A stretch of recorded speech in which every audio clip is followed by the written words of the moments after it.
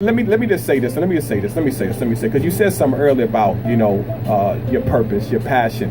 Sure. People, how do you find out what God has called you to do? There's a lot of believers. I don't care, big churches, small churches, because you could be in a small church or you could be in a big church, and they may be actually believers.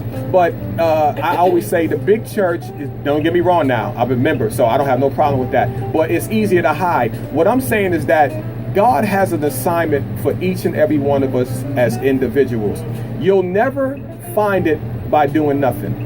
You have to get in the game. And as this guy told me almost 20 years ago, he said, try this, try that. He freed me from religion. I didn't even know, because I figured if I tried something and it was wrong and God got mad, he was going to strike me down. He said, try this, try that, trial and error. And he said, you'll land up in the place. And so we've served. And that's why when people ask me, what is JTC? It's hard to explain, because we've done about everything from the homeless to the marriages, to the kids, to the babies, to the grown-ups, to conferences.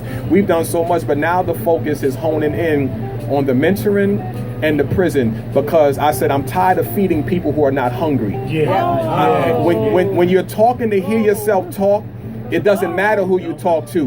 But when you're giving something out, you can tell in the spirit when it's being rejected. And let me tell you something. Over this 7 years, one of the greatest experiences I'm having right now is in the prisons, because these guys are hungry.